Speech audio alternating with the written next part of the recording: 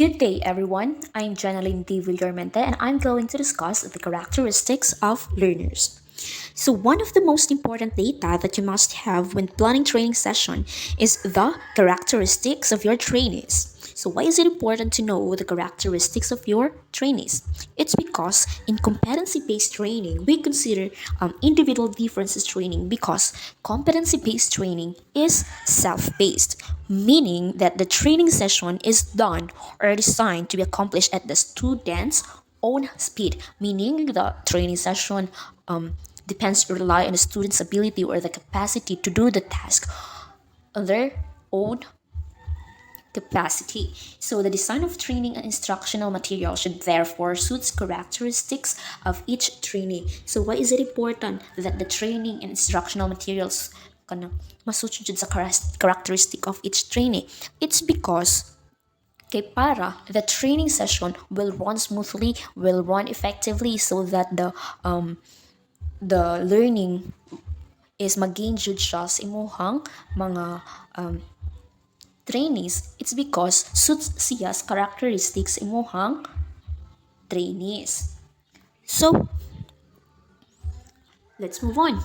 So, the characteristics of learners. So, as a trainer, one of the most part of planning a training session is to analyze trainees so that the training suits their first is the ability level. So, you as a trainer, you need to plan training session in order for you to analyze their ability level of your trainees. Kung kana ba nga butang is kaya ba buhaton sa imuhang trainee, kung asa lang ang kaya nila ug ang ilahang dili nga kaya nga mabuhat, kay what if magpahimo ka og kanang mga activities nga dili day kaya sa imong mga students. So your plan is mo dili siya mahimong effective. It's because dili siya suits sa characteristics sa imuhang learner. So mo to siya, you need to be aware of the ability level of your trainees. Next is the learning styles and preferences. So you as a trainer, you know that you have a different characteristics of your trainees. You need to consider the different learning styles of your students. It's because dili tanan parehas ang learning styles. Now uban nga maka-learn through audio, the auditory learners, through visual lang, the visual learner. The next is the kinesthetic. So dapat dili lang ka mag-rely sa isa ka butang na pure discussion lang kay ana puro video lang. Ing ana it's because you have a different types or characteristics of the learners. Ing ana in order kung gusto ka nga mas maka-learn jud o makatuon jud imong mga learners, you need to consider those different learning styles of your students or your learners or your trainees. Next is the motivations. You need you as a trainer, you need to know if your training session ba can motivate the trainees. Kung the the training session ba is mas makaganado ba sa usa ka student, kung mas prefer ba sa mga estudyante nga ing ana ang mga buhaton, kung mas gusto ba sila nga ing ana ng mga butang or mga session nga pagabuhaton during the training. And if in ana, so na possibility nga learner takes place jud sa mga trainees. So there's learning jud na mahitabo kay it's because the learners are motivated. If that learner is motivated, they are motivated to learn o naa jud sila mag-gain nga knowledge. Next is the interest. So you as a trainer, you need to know the interest of your trainees. It's because we have different interest. Man, we have different characteristics man, di ba? So you need to consider the interest of your students or your learners. Kaya basin during the training session is dili sila interested in anong butang mahimong boring, mahimong looks plain lang boring, uninterested ang imong discussion. So you need to know the interest of your learners so that your session or so that your training session is mahimo jud siya nga effective. So here's the trainee's characteristics to be considered when planning a training session. So the First, the characteristic of trainees is the language literacy and numeracy. So, what does this mean to the plan? So, this influences the methods you can use and activities and tasks that are suitable to the training and the trainee. So, you as a learner, you need to know the language literacy and numeracy of your trainees. Kung dapat kabalo ka, kung asa lang ang dapat nila nga kaya or ang ilahang mga the way asa sila mas convenient nga language nga imong paggamiton during the task. If ang imong bang gamiton is local language lang ba or English language, so yung ana you need to consider that one kay basin niya kung English ka dira and ang imong mga trainees is dili kayo maka-cope up sa imong mga pang istorya. It's because dili nga na pakahay ang ilahang level of literacy when it comes to English language. So you need to consider that one. And you as a trainer, you must be prepared for different language literacy and numeracy levels and must have numerous resources available for different requirements. So next is the cultural background. So anong importante man nga mahibal-an nimo as a trainer ang ilang mga cultural backgrounds sa imong mga trainees? It's because basig na kay mga paghimuon ng mga activities during the training session, di ba? Inappropriate which is prohibited dahil silang mga cultural background and practices as a way man lang of showing respect to their culture. Dapat hibalaan jud nimo or para maiwasan lang ang mga anang nga pagkahimuon, you need to know their cultural background. You need to be aware of different cultural backgrounds and practices of your trainees.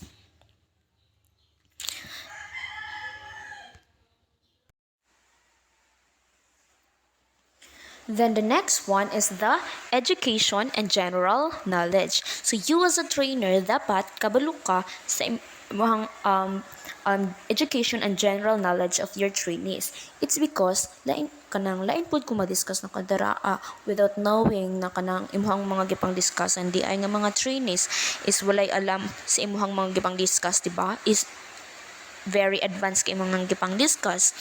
So, kung ingana ang mahitabo, syempre dili maka-cope up dayon ang mga trainees. And with that, dili kay mahimong effective ang imuhang training session. Kay dili man dayon makagets, makakuha ang mga estudyante. It's because wala sila prior knowledge about sa imuhang mga gipang storya.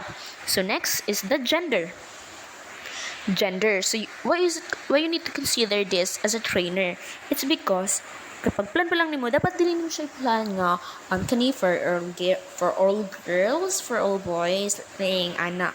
It's because what if there is a demonstration and it needs girls and boys. So nya ang hitabo is girls nimo tanan, boys nimo tanan. So di ba dili siya mahimong effective ang learning. It's because wala siya natuman kung unsa ang dapat. Dili siya ma-demonstrate og tarong. So, mo na siya. You need to consider that as a trainer. The next one is the age. Age can affect the plan depending on what is delivered, how it is delivered, and at what pace it is delivered. It's because, as a trainer, you need to consider this. Okay, not all your, there's a big possibility na not all your trainees the same of age, diba?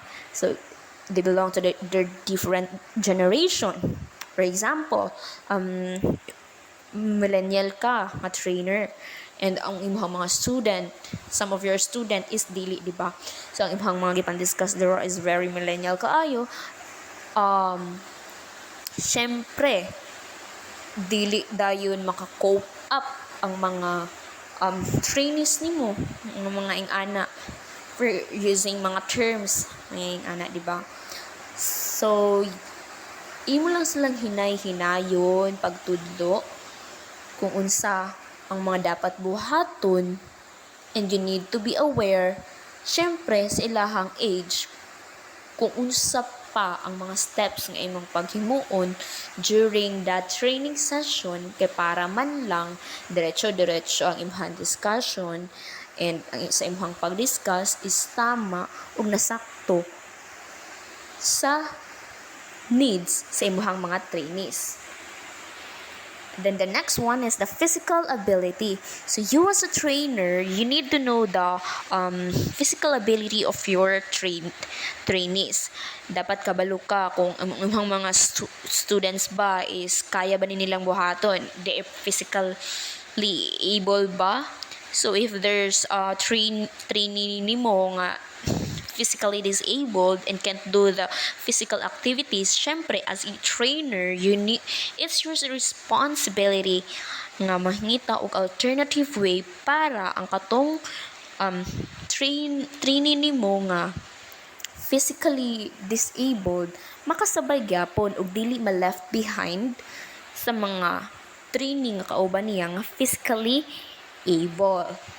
Kay in that way mapakita man lang nimo ang fairness ug ang educate ug ang training nga dapat ma-gain nila fairly. So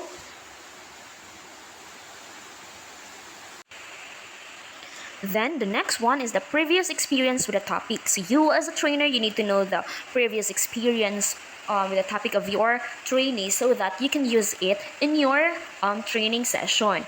Okay, para man lang mahibalaan nimo kung unsa ang mga dapat pa nga itudlo sa imong mga estudyante, kung unsa pa ang ilang mas need nga matun-an, mga ana should know what experience it can be used to you and other trainees advantage kay para dili nakasig balik-balik nakabalo na dayong mga trainees ang ana na experience na nila, di ba? So naa na sila prior knowledge ana. So in that case dapat mahibalaan jud nimo ang ilahang experience, mga na-experience. So the next one is the previous learning experience. So it is helpful if you have knowledge of trainees' general attitudes towards learning. So mahibalaan mo dyan na, so you as a trainer, diba, it is your responsibility to know the trainees' learning experience. Kaya mahibalaan mo dyan na sa attitudes o sa ka-learner. Pag very howd na siya, syempre, very experienced na siya nga trainee, diba? And with that, mas more engaged na ang inyong discussion sila, and with that dili na ka mas maano pa, dili na ka mas malisdan pa, dili na magbalik pa sa mga basic pa nga mga dapat pang himuon sa mga discussion. It's because ang imong mga students are already experienced na. So next is the training level completed. So this helps you identify other trainings attended by your prospective students. So it is important to know also the training level completed. Dapat may balaan nimo kung unsa nga mga trainings nga na-attend na sa imong mga students, kung naka-attend na bas lang ang aning training, kung some of your students ba naka-attend na and some are wala. So kung ana man lang ang mahitabo, dapat you as a trainer dapat fairly ug balance ang imong pagtulo sa ilaha maskin paman nga ang uban sa imong mga students has already completed that level, then ang uban wala, syempre you need to ibalik gyapon nimo og train sa ilaha kay para fair ang learning nga mag-gain sa imuhang mga trainees. Then the next one is the learning style. So you as a trainer, it's your responsibility to know the learning style of your students. Why? Because we have different learning styles. We have we can learn through audio, mas madali na matuto through audio, and those are the auditory learners, through the visual learner, and also the kinesthetic, the mga actions.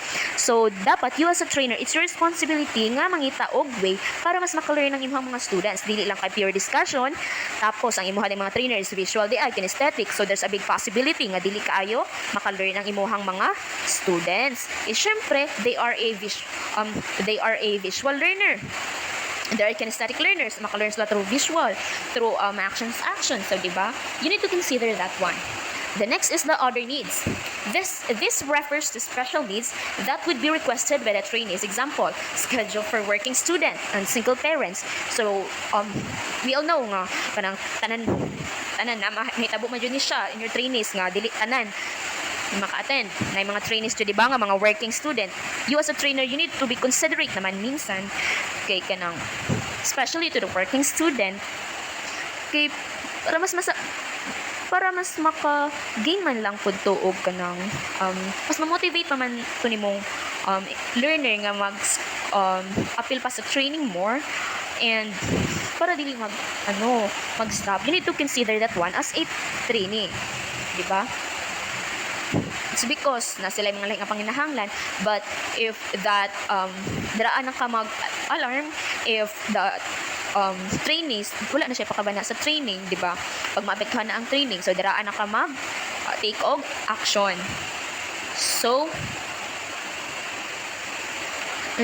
in that way, pag mataganin mo sila og chance to maka-appeal sa mga session, syempre mahatag nimo ang knowledge or the skills or the training nga kinahanglan sa usa ka training. It's either the single parent man siya or a working student. So that's all the characteristic of learners that you need to know as a trainer during the training session. So thank you so much. God bless us all. And next reporter, please. Okay, so let me discuss the learning styles. So trainees have different learning styles, which present both trainers and students with a problem when classes are taught in one set way that might only benefit one kind of learner. So trainers can, however, help themselves by finding out what kind of learner style they belong to and customize their study habits to that particular style. Okay, so let's start with learning style. So the concept learning style is nagkapasabot na each learners learns in his or her own unique way. Everyone is different and we learn things in preferential way in which we absorbs, processes, comprehends, and retains such information. So there are three major groups of learners which are kinesthetic, visual, and auditory. So these groups represent three very different kinds of trainees who are all presented with difficulties during their education. So we have here visual learners. So the visual learner will often lose focus during oral lectures, especially if these are not accompanied by drawings and illustrations. So kung ikaw mas makasabot sa usa ka lectures if naay ginapakita na mga drawings or illustrations, diagrams, charts ug unsa pa diha, so it means that nabilong ka diri na area. So the visual learner takes mental pictures of information given. So in order for this kind of learner to retain information, oral or written presentations of new informations must contain diagrams and drawings, preferably in color. So when you are a visual learner, naay ginaingon diri na di ka concentrate in terms sa pag-study or pag-answer if there are a lot of activities. Maka-focus lang ka and you learn faster if hilom ang imong palibot. Kanang walay daghag distractions bitaw. And also, ikaw as a visual learner, you are often good at spelling. You're a fast reader. Also, you're great at seeing the big picture but often forget smaller details. Also, if you're a visual learner, you will remember faces instead of names. There are instances po doon na they describe the visual learner that they are often quiet students who likes reading, doing some arts and crafts. Also, when we talk about visual learner, kanang kung naabitoy panghitabo na like for example, na ay mag-away, you watch the situation first before getting involved. Okay, ang visual learner, ginahan sila anang mag-observe before they get their self involved bitaw. So also, ginahan sila anang mga concept maps or mga illustrations for them to generate informations. Kaya ang usa ka kinaiya sa visual learner naa sila good sense of directions and they tend to be neat or they tend to organize things. So the visual learner will benefit from color-coded notes, using drawings to illustrate, outlining informations, using mind maps, and flashcards. So when we talk about kinesthetic learner, mao ni sila na mga learner na di mahimutang if wala sila buhaton like kanang physical activities. Mas preferred nila ang hands-on activities rather than kanang maminaw sa lectures na dugay mahuman or magtan-aw sa mga demonstration videos na ihatag sa ilang teachers. So they learn best by doing such activities. A kinesthetic learner may get fidgety if you force them to sit for a long time. So, a kinesthetic learner are often gifted performers and naturally athletic because they possess the ability to use their bodies effectively. So, na sila body tension, which is good indications of their emotions. To get the most of an education, the kinesthetic learner can choose classes with hands-on labs. So they like to do hands-on activities. Number two, um, study with loud music in the background. So kaya nila mag-study while listening to loud music. Number three, use memory in flashcards. So write and rewrite to commit to memory, and they like also flashcards. So number four, study in small groups. Number five, take breaks often during study. So give them breaks when possible and have students move around during those breaks. So let's jump on to auditory learner. So for the auditory learner, oral presentations are crucial for understanding a subject, as this kind of learner has the ability to remember speeches and lectures in details but has a hard time with written text. Having to read long text is pointless and will not be retained by the auditory learner unless it is read aloud. So, when we talk about auditory learner, no, mas preferred nila ang maminaw sa lectures o mas preferred nila ang pag-recite sa information kaysa imo silang pasulaton. Also, they benefit a lot from auditory repetitions. Kung sa visual learner, makahinumdum sila sa noun or images. Sa auditory learner naman, they tend to remember names pero makalimot sila sa noun or images. So, the auditory learner often has strong language skills, which means they are good at communicating, like in terms of talking to other people. So, number two, a well-developed vocabulary, which means mas wide ilang vocabulary, daghan silang mayawyaw na mga words na sa uban dili pa kaayo familiar na mga words.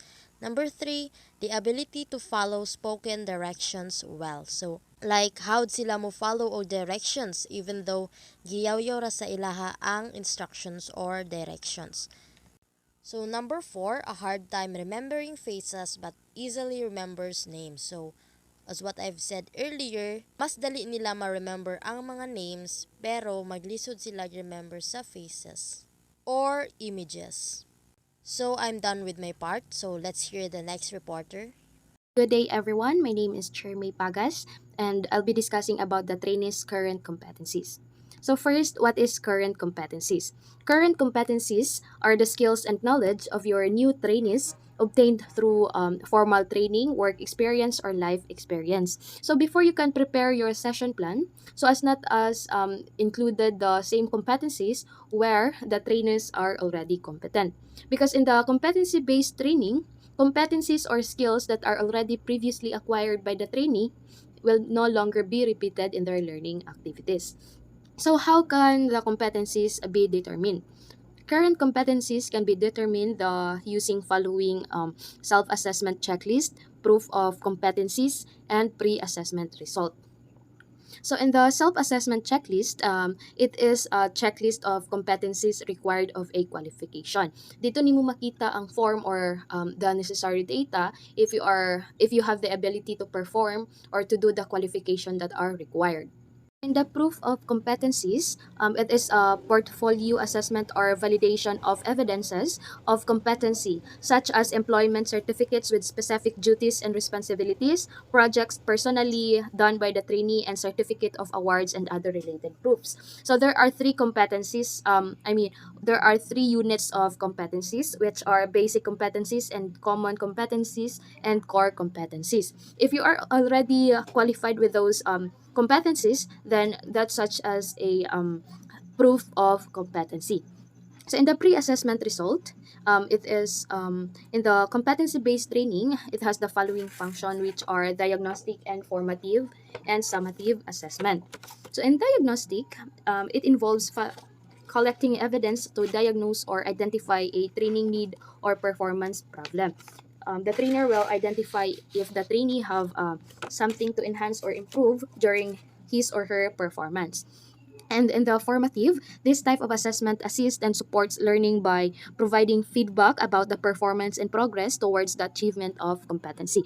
The trainee will give piece of advices of what the trainee have done during the pre-assessment. And in the summative assessment, in case the trainee is ready to be assessed for a competency as a result of his employment and life experiences, so the trainer will finally give him or her a summative assessment to recognize his prior learning for some or all of the competencies of the qualification. So why determine current competencies? Because it is to identify the competencies to be covered in the training plan, to assess the trainee's current competency in comparison to the stated standards of the competence required, and to identify which relevant skills the trainee possess and does not possess. So in the assessment methodologies, there will be observation checklist, practical demonstration, project, 360-degree feedback, case study, oral presentation, journal, problem solving, and video or audio tapes. So in the observation checklist, it is a checklist completed by the trainer or the workplace assessor while observing the learner's performance on relevant tasks.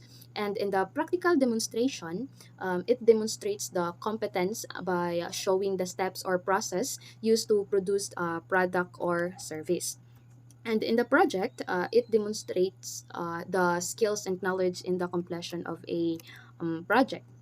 And in the 360-degree feedback, it is used to structure, process to gather and analyze the feedback from peers, supervisors, and people who are supervised.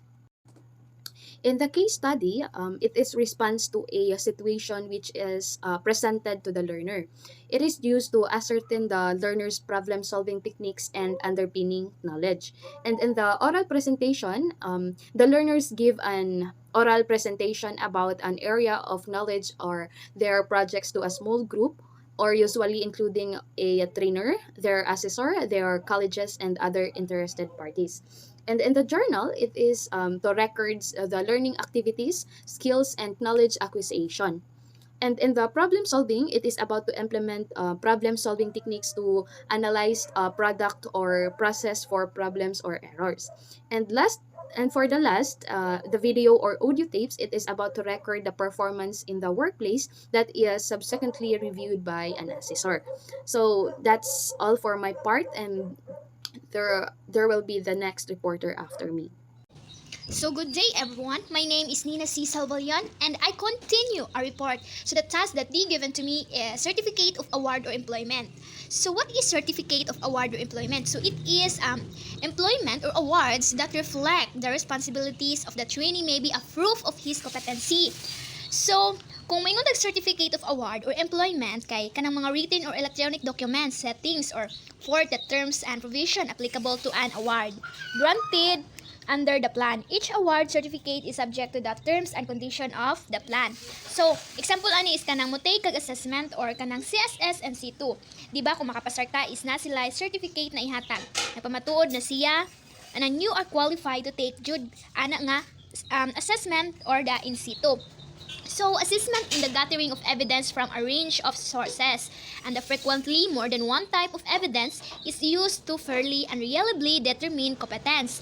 When selecting an appropriate strategy for the collection of evidence in determining trainees' current competency, there are factors that need consideration. These factors, which we discussed in Module 4, include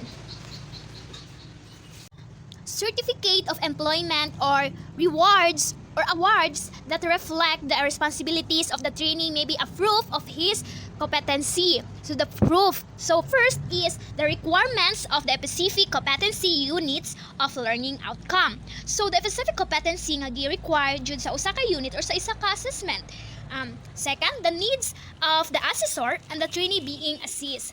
So the needs of the requirements of both and also being evaluated of the assessment, the needs of the two, and then we'll go on the authenticity of the evidence, that it actually relate to the performance of the person being assessed and not that of another person.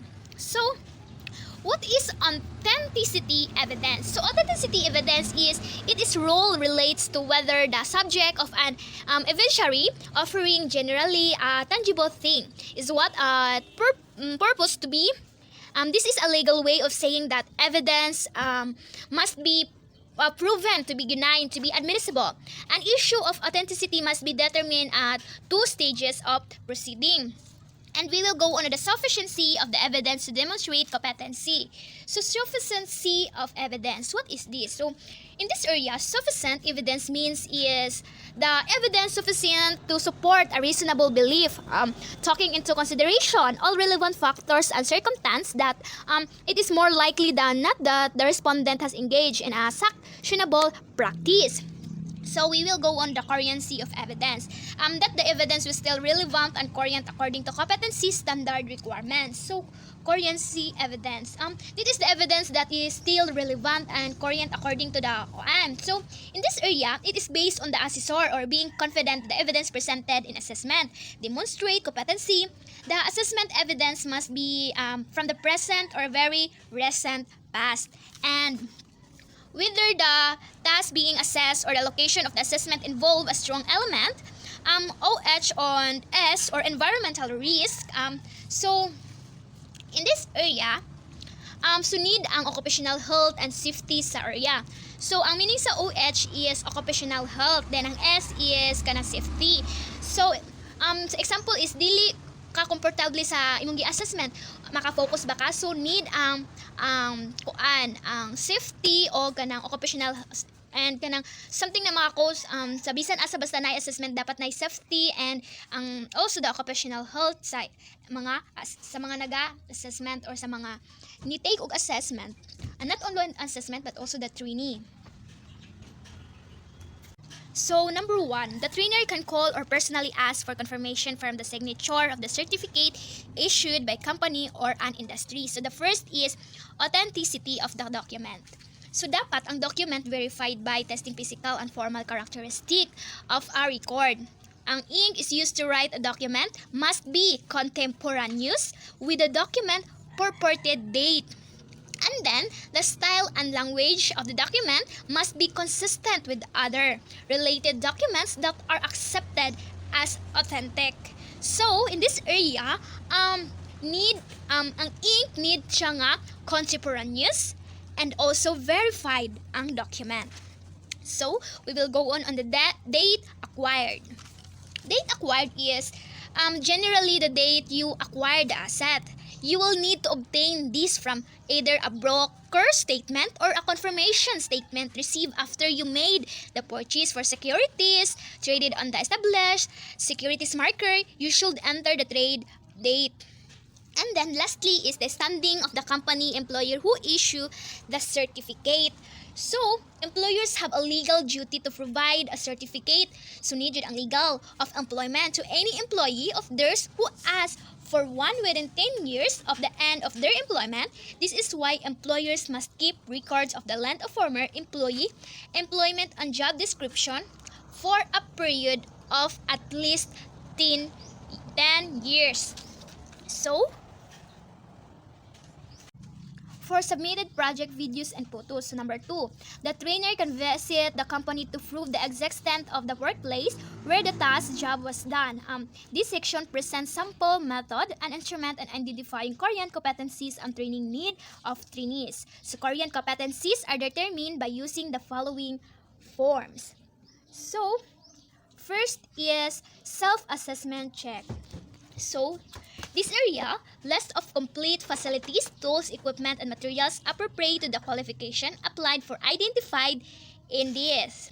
So, second is validation of competency evidence. So, the process of validation involves accumulating relevant evidence to provide a sound scientific basis for the proposed core interpretation. It is interpretation of test score for proposed uses that evaluated, not the test itself. So, ang third is summary of current competencies versus required competencies. So, pag mayroon taog current competencies is naga-describe sa isa ka person ability para to perform to satisfy level in the workplace, including the person ability to transfer and apply skills and knowledge new situation and to achieve a great outcomes. Then pag mayroon po taog required competency is teamwork, responsibility, commercial awareness, decision making, communication, leadership, integrity, and result orientation. So training needs. So training needs also, it is needs also to para para ma-aware na ka kung unsa imong dapat buhaton. Mao ang training need jud gihapon siya if you are kanang gusto ka nga mo kanang gusto ka sa isa ka butang or sa isa ka nga mo go ka ana. So mao ni siya ang forma sa plan training core competencies. So na siya yes and no diri sa PCAS, and then identify your learner's training requirements. So na sa yes ba ka or sa no, mao ni siya ang forma. And then mao ni siya then sa PCAS magyapon ni siya 4 to 5 to conduct intentional assessment, and then sa utilize electronic media facilities, yes or no la ka kung na kuan nimo siya na murag nagian nimo siya, checkan nimo siya, the maintain training equipment and tools. Di-maintain ba nimo siya? Ana, checkan nimo ang yes. If no, no. And then, di mo ni siya ang Form 1 to evidence of Korean competencies acquired release to job occupation. So, mo ni siya ang Korean competencies, proof evidence, and means of validating. So, mo ni siya ang forma. Then, magyapon ni siya. Sa Form 1 to 3 summary of Korean competencies versus required competencies. So, katong akong last ni giingon sa katong kuan, mo ni siya ang forma niya. Then, makani. So, form number 4.4 training needs sample. So, mao po ni ang forma niya.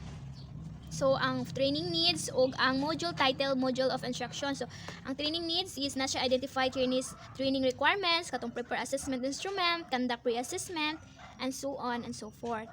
So, in summary, in the planning for competency-based training, the following should be determined by the trainer. The competencies as acquired by the competency standard, trainees characteristic, trainees Korean competency, and training needs. So, trainees characteristic, imong character. Trainees Korean competency, di mo kalimutan ang competencies. And the training needs, ang mga needs sa training.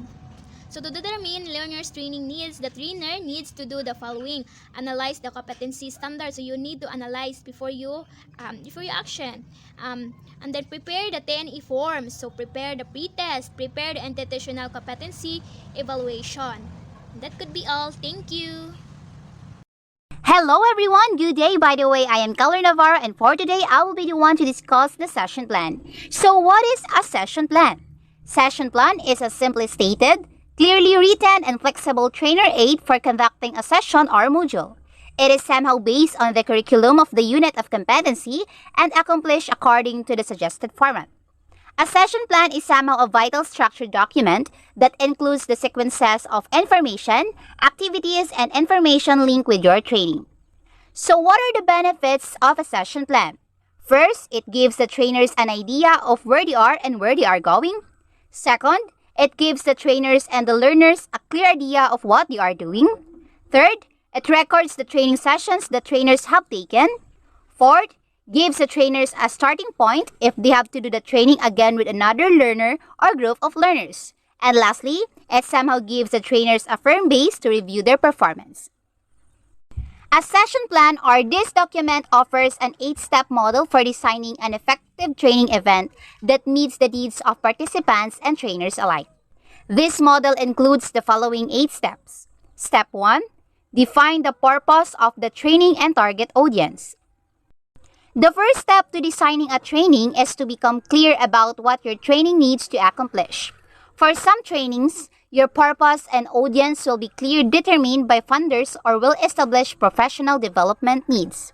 At the other times, you may need to sort through and prioritize a spectrum of training needs before determining a training focus. And once you have a clear sense of the training's purpose and target audience, you have to write it down.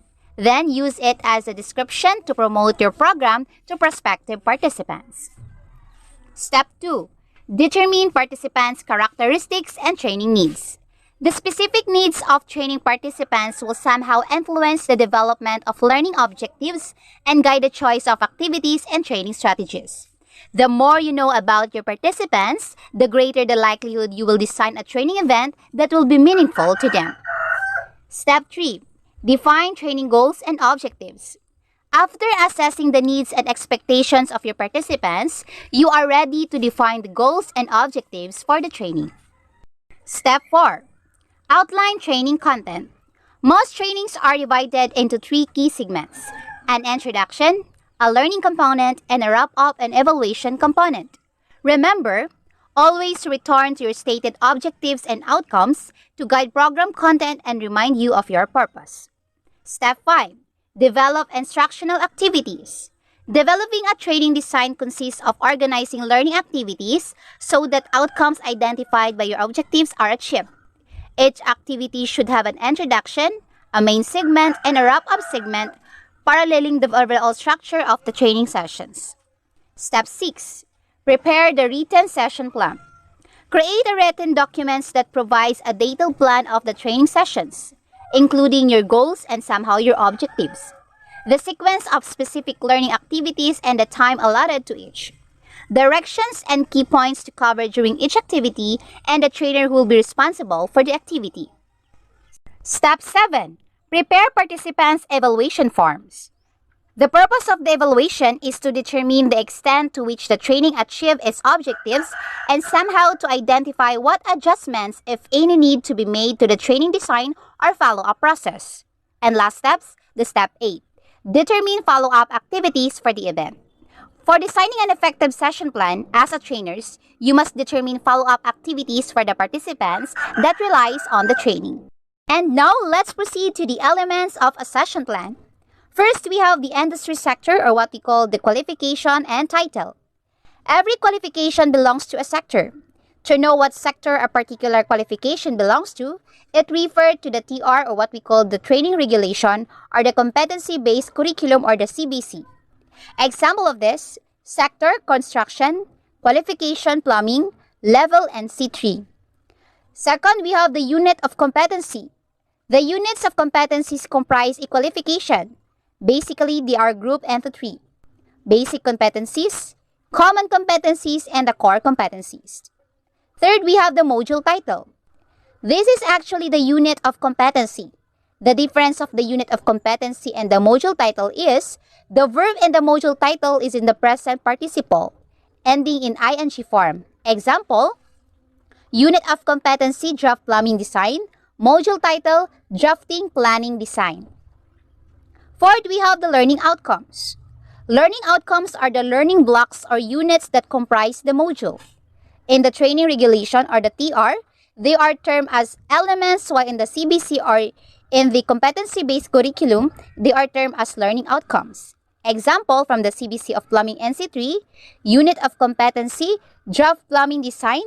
So the learning outcomes are determine location, layout of plumbing facilities, layout plumbing plan and or working drawings, and lastly, determine the bill of materials.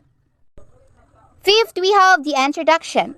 This is the part of the session plan that intends to motivate the students to learn. It will acquaint the student to what he or she is going to learn in the module, why it is important, and how it relates to what has already been learned. It is also termed as module descriptor in the CBC. Example, unit of competency, draft plumbing design, the module descriptor of draft plumbing design. This module covers the knowledge, the skills and attitudes and drafting of various plumbing designs and their working drawings taken from the approved plumbing design. And lastly, we have the learning activities. These are actions the student will do to achieve the learning outcomes stated in the module of instruction. Good morning everyone. My name is Giancarlo Moico and I will be explaining to you the 9 events of instruction by Robert Gagne. These events of instructions provide a sequence for organizing a lesson. This event remain the foundation of current instructional design practice, represent desirable conditions in an instructional program, and increase the probability of successful learners' achievement in the program. So let us start with the gain attention. So as a trainer, no, it is important to know how to trigger the trainee's curiosity or interest, because the best motivation for a learners to learn or to for them to learn more, or they want to learn more, is their curiosity.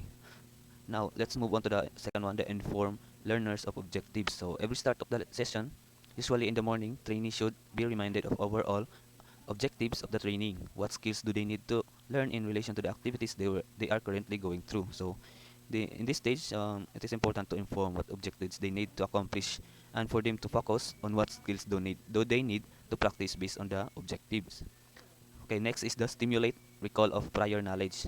So you should always recall previous learned contents or tasks and connect it to the overall objective or skill. So as a trainer, it is important to ask for their prior knowledge about the program and qualification that he or she is currently facing. So it helps them to remember important things and for them not to forget it. So that's the importance of recalling of prior knowledge. So let's move on to the next one, which is the present the stimulus materials. Now in this stage, so presentation of stimulus or topic or content to be learned depends on the methods chosen to be appropriate by the trainer. So in this stage, no, the focus is on communicating or presenting the instructional message and providing a variety of examples. So the method of doing this depends on the teacher. So for example, you can demonstrate to the trainee the methods of cooking step by step. So nga na siya. Okay, next is the provide guidance for learning. So presentation and development of the lesson should cater to trainee with different characteristics and learning styles. So in this stage, you can provide guidance rather, and asking questions to the students. Okay, for example, while doing your demonstration on how to cook something, you can ask the trainee about what to do next. No, what should I put next and etc. Wait for their answer. So after they answer, you can tell them the best method. No, you can uh, kumbaga advise him kung unsa ang the best nga method nga iyang gamiton dapat. So next is the illicit performance. So every content should be given an opportunity to practice knowledge. I mean to practice knowledge content would be required to prepare self checks, while skills to be mastered should be provided with task sheet, operation sheet, or job sheet. So in this stage, you can let your trainee to do what you have demonstrated to them. No, yeah, it is important for them to practice their skills though. Give them the opportunity to practice. No, and also this is your chance to see your trainee if he or she really have learned something from watching your demonstration. So, mo na siya. Next is the provide feedback. Okay, the trainer should always remember that his feedback as the trainer is the most effective feedback. You should always practice giving constructive feedback to all trainers. So here, you as a trainer will provide information to trainees about corrections or correctness of their performance. So take note, no, if you are going to give feedback, always tell them the always tell them first the good and before the what they have did na mistake or unsay lang na mali nga na, and then motivate the trainer. For example, no, you can tell them or her, you added the perfect amount of salt to it, but the pepper was a little bit too much. Anyway, good job for trying today. So mura siya gingana. Next is the assess performance. Although CBT allows for self-evaluation, the trainer should always assess trainees' performance using the performance criteria checklist for the institutional competence evaluation tools. So it is important in this stage that you do assess the performance of your trainees' performance using the criteria checklist. Okay, you can tell him to do the cooking every day and share your feedback and improve and what they have improved until they can perfect the skills. Ayan na siya. And lastly, the enhanced attention and transfer. To make try to make job sheets with different performance conditions to expose the trainee in the different conditions or situation in an actual job. So in this stage, you will challenge your trainee if they can perform the same performance in different settings, condition, or situation. So it is important for them, especially they will be in an I mean if it is important for them, especially if they will be in an actual job situation. They can easily adjust based on the condition and situation. So kailangan jud ma-practice sila nga kabalo sila mo adjust based sa condition or situation nga ilang ma-encounter. So okay, the we have here the parts of learning activities, no? So in this case, there are six learning activities no nga kuan nga naka in order, which is the learning content, presentation, practice, feedback, learning resources, and time, and the time is optional, no? So let us discuss first the learning content. Okay, the learning content comprises of learning elements to be covered in the learning outcome. In identifying the learning contents, first you must summarize the knowledge, skills, or the attitude to be covered. Second, present the learning content in small chunks of information. Third is arrange the learning contents logically. So learning contents for every learning outcomes are specified in the CBC. But if contents are too long to be discussed as a topic, they should be disintegrated into chunks. So dili dapat sa taas, dapat gamay-gamay lang kanang kumbaga step by step. Okay. In sequencing contents, the hierarchy of learning should be taken into consideration. Always arrange your contents from simple to complex. So Gagne's hierarchy of learning shows how these skills are arranged from simple to complex. So first is the verbal information. So in verbal information, you will be reciting something from memory. Next is in the intellectual skills. There are different kind of concept here. Okay, the discrimination. First is the discrimination, recognizing that two classes of things differ. Okay, next is the concrete concept, classifying things by their physical feature alone. So define concepts, classifying things by their abstract and possibly physical features. The fourth one is the rule, applying a simple procedure to solve a problem or accomplish a task. Last one is a higher order rule. So applying a complex procedure or multiple simple procedures to solve a problem or accomplish a task. Now next is the cognitive strategies. So in cognitive strategies, this is inventing or selecting a particular mental process to solve a problem or accomplish a task. So it depends on the ano no sa learners what strategies, what cognitive strategies na iyang gamiton to accomplish a task. And attitude, choosing to behave in a way that reflects a newly acquired value or beliefs. And lastly, the motor skills, the performing a physical task to some specified standard. So within the intellectual skills group, there is a learning hierarchy. So example, rules cannot be learned without mastering a defined concept. So to prepare an instructional design for a given learning objective, one has to construct a learning hierarchy, sometimes called a task analysis, and ask what are the intellectual skills one needs to have mastered in order to achieve an outcome. Right? So since Gagne is also an instructional designer, he formulated the 9 events of instruction. So mano to lesson design model. So mano siyang 9 events of instruction lesson design model that draws both from behaviorism and cognitism. So an idea that has been taken up by many modern instructional design models is that teaching should transition from simple to complex skills. So dapat magsugod ka sa yon before ka mo adto sa lisod, right? Dili ka dapat mo adto lisod kay complicated siya sa learners, right? It should also be noted that outcomes can build on various components. So example, a defined concept can build on facts. So an appropriate attitude. So that's all for my part, and Miss Valle will be discussing to you the rest of the slides.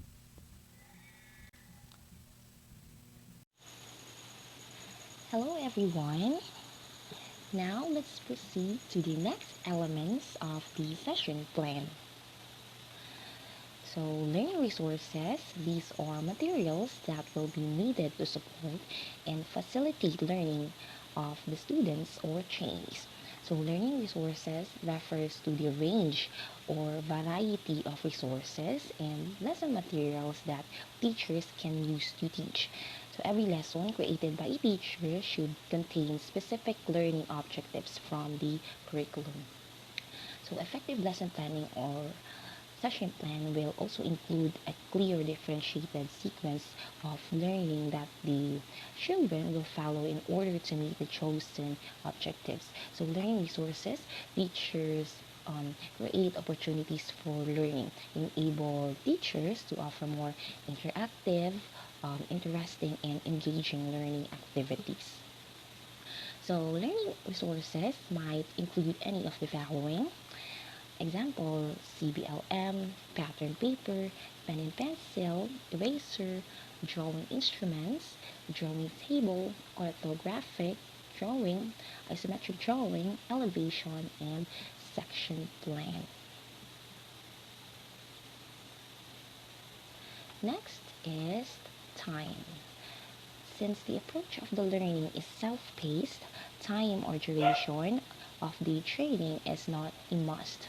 However, a trainer or facilitator can identify the time or duration of the training as a basis to identify whether the trainee is a slow or fast learner. So, time is dito makikita kung gaano katagal niya basahin ang information sheets, ilang pages ba at ilang minutes niya na-answer ang self-check at gaano ba karami ang mga questions. So, dito sa time, ma-estimate mo kung kailan natapos ang mga task. In documenting the learning process, it is advisable to indicate how long it took for each trainee to finish and successfully apply the process or idea presented. Next is trainees evaluation. This indicates the method of evaluating the achievement of the learning outcome. So trainees evaluation it discusses to an attempt to obtain relevant information on the effects of training program. It is considered as an essential aspect of a training event to be able to reflect, analyze, and improve its effectiveness and efficiency. So when evaluate a training program is to gain knowledge about whether it has achieved or failed its objectives. So the advantage of this is reflection about the training among participants and lecturers and gaining the insight and the weaknesses of the training. So trainees evaluation has two assessment, the formative and summative. So formative, this is a form of progress checks for every learning outcome. So progress check can be conducted through written tests or practical tests. Summative, this is a form of evaluation given at the end of the module. This can also be conducted through written and practical tests. So in preparing the assessment plan, it indicate the testing condition. So these are or what are the tools, equipment, and supplies and materials that will be needed. So there are two types of assessment, the written test and practical test. By the way, what is the difference between the written test and practical test? So written test or the standardized, these are the technique to assess students' knowledge, skills, or abilities using multiple choice, true or false, or fill in the blanks question. Also, they provide only a limited basis for understanding and evaluating students' performance. However, practical test, this is assessing directly the student's ability to demonstrate the skills, knowledge, attitude, including the process in which the student arrived at the product. So they are type of evidence. For written tests, these are the answer sheets. For practical tests, these are the training outputs, project, products, or the results of performance tests based on criteria. So trainers or teachers' reflections. This part of the session plan serves as the documentation of the conduct of the training on a unit of competency. Highlights of the use of the CBLM must be recorded or documented and must be considered in the validation or improvement of the manual. So this part of the session plan serves as the documentation of the conduct of the training on a unit competency. So these are they have a factors to be considered in the documentation, the successful moments or events experienced throughout the learning process. Next is feedback from the learners or trainees regarding the use of the CBLM and results of the evaluation. So areas like sufficiency of learning content, appropriateness of learning and evaluation methodology, while maintaining trainees facilities, capacity of the trainer to facilitate the training, sufficiency of the learning resources, and other factors related to the conduct of the training shall be recorded, which shall serve as a basis for review, evaluation, and improvement of the session plan.